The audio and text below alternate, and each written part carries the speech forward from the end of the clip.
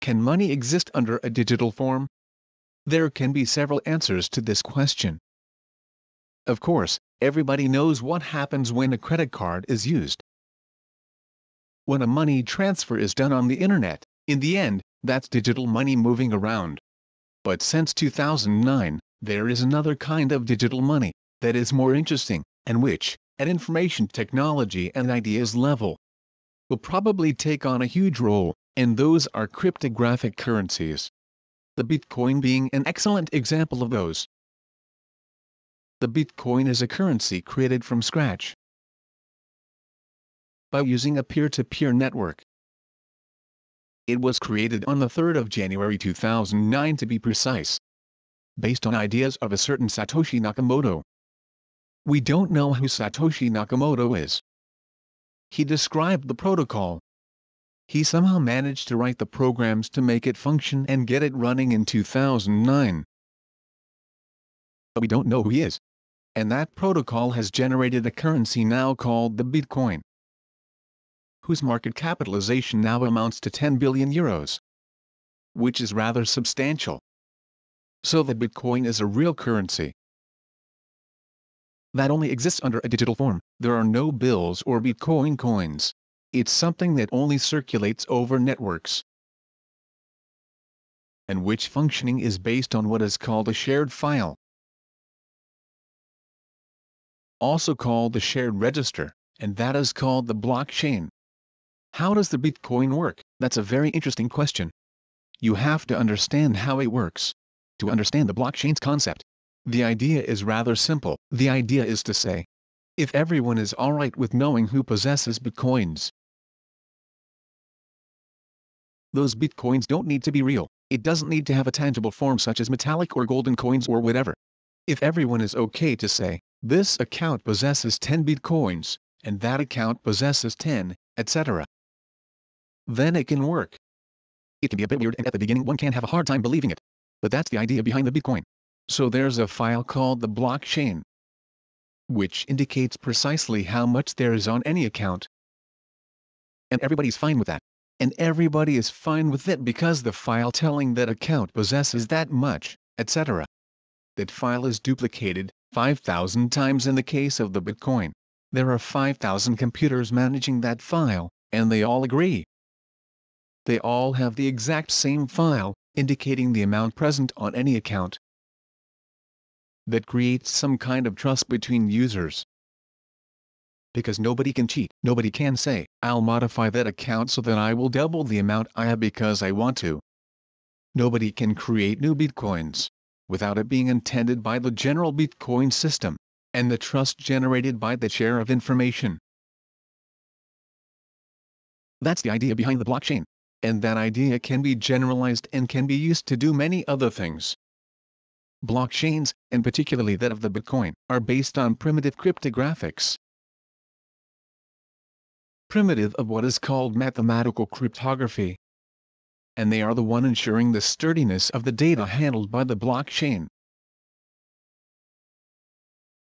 its reliability and its indestructibility. One remarkable feature is that the Bitcoin and the blockchains that have been developed since then are based on mathematics. Actually, they are mathematics. The mastery that has been achieved on cryptography protocols, particularly on digital signature systems, on file hashing systems, enables the protocol to function without anybody being able to cheat.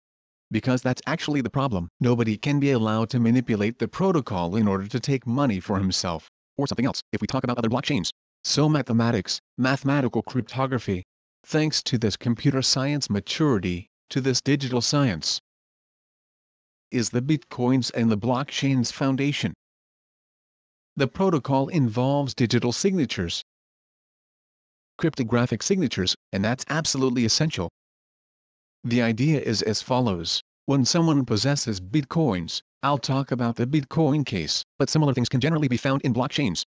When someone possesses Bitcoins, that person will have two information about the account on which the Bitcoins are deposited.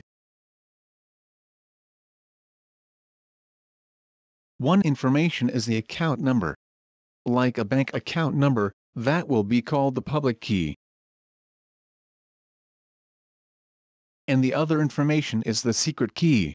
That secret key has the following property, and that's a small mathematical miracle invented by cryptologists. It's that when performing a transaction, it will be sent on the network with a signature, so that private key will be used to sign the transaction. And only that person can sign the transaction because he is the only one to hold the secret key. But everybody that knows the account number will be able to verify he is indeed the person that signed. So those double key systems allow that rather miraculous thing, where everybody can verify that a signature is genuine. And, of course, that's an essential point of the Bitcoin protocol, because the money needs to be able to move. It's not just about some accounts possessing money. Money needs to be able to move from one account to another. So there needs to be some kind of action, what we call transactions. And those transactions will be signed every time by the account owners. And nobody will be able to cheat. Nobody will be able to sign a transaction saying, from account A, which is mine, I'm going to transfer money to account B. Only I, the A account owner, will be able to sign transactions from account A towards another account. The blockchain can have many other applications, and that's a surprising thing in the Bitcoin's history. It's that at the beginning, it was believed that it could only be used to create cryptographic currencies. By the way, there have been 700 currencies created based on the Bitcoin's model, because the idea seemed so interesting, even brilliant. But for 3 or 4 years, people have started to realize many other things could be done. The idea is very simple. It's that what is used to store Bitcoin transactions is actually a file as hard as iron, which is impossible to falsify. It can't be modified. It is duplicated, in the case of the Bitcoin, 5,000 times, which means it is indestructible, totally indestructible. Half of the earth could blow up, there would still be copies of the Bitcoin's blockchain. And that idea of an indestructible shared file, on which nobody can write, without some kind of control being exerted by a set of other operators, meaning the other blockchain's holders, that allows to do many things. I'll give you 2 examples. It's been considered, it hasn't been done yet, to create a land register based on blockchains, which means property information on cutout plots, etc., would be written in a blockchain. Of course, only some authorities would be allowed to write information on that blockchain. When concluding a sale, information would be written, not by erasing the previous information, but by completing the previous one, telling that this plot has been sold, and the owner has changed. And once that information has been duplicated and rendered indestructible by the use of cryptographic primitives, that information would be an information anyone could access, anybody could know, just by plugging on the internet, who possesses what, and in a much more reliable manner than if it was managed by a centralized file. Of course, the idea being that a central unit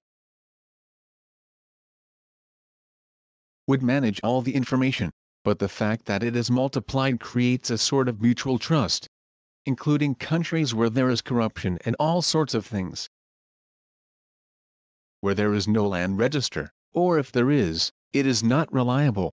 Another example of blockchain usage would be for schools and universities certificates. Today, when you want to find out if someone has a certificate, it's almost impossible, or else you need to contact and check with the university or the school who delivered that certificate. We could imagine a blockchain on which universities and schools would write down the certificates they deliver, so that when trying to know whether that person has indeed been granted a certificate, one would just have to read the blockchain. So again, the fact that the file is duplicated, and that only certain operators are allowed to write on it, in this case schools and universities, of course, all that creates a sort of trust, a certainty and warranty of the information delivered by the system, so that blockchain technology would be a very interesting way of solving the who holds what certificate problem. There are people offering new applications for the blockchain every day, of that shared and guaranteed information. That's the idea behind the blockchain. a shared, indestructible and guaranteed information. And we realize that a lot of things can be done, and that it can be useful for many different things. Some sort of true digital revolution is happening right now. And that's why banks, but not only banks, governmental organisms, everybody's interested in the blockchain, everybody wants to know how it works. And what new blockchain could be imagined to create new things that are considered impossible to do for now.